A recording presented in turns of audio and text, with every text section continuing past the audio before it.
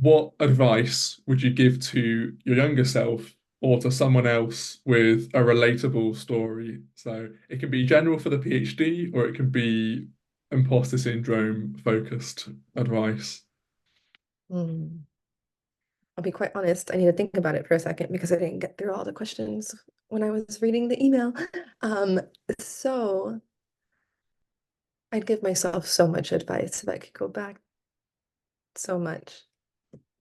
I think the biggest advice I would give to my younger self in general, but also alluding to imposter syndrome, is to make sure that I have an identity outside of being a student. I realized this in undergrad when I was preparing, because I knew I wanted to be in a PhD when I was preparing to apply for PhDs, and I was studying for the GRE and making sure I was part of a lab and doing all those things that look good on a resume. And I remember when I graduated and then I had this research assistant job, I would work out in the morning. That was my hobby. And then I would go to work and I'd come back at 5 and I had no idea what to do with myself.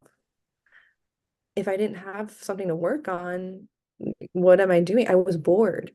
And I realized I didn't know how to have a life beyond being a student. Mm. And I promised myself I wouldn't let that happen again. And that exercising alone is not a hobby. It's something I should just do because it's good for me and I enjoy it. But I should develop other interests and I should be a person beyond I am a student. People should be able to ask you, so what do you do? And instead of going into your dissertation topic, being like, actually, like what's one thing I've been into lately? Coffee. And that might be cliche, but like I love specialty coffee and talking about the cappuccinos versus the lattes and how can I recreate a macchiato at home and things like that.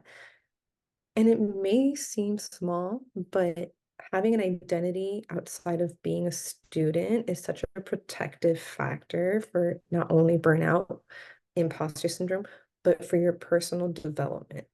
Because you're going to come out of a program for maybe 5, maybe 6, sometimes even 7 years older. And you need to be able to look back and reflect on personal growth, not just milestones. Otherwise, you're kind of just stunted in your personal development.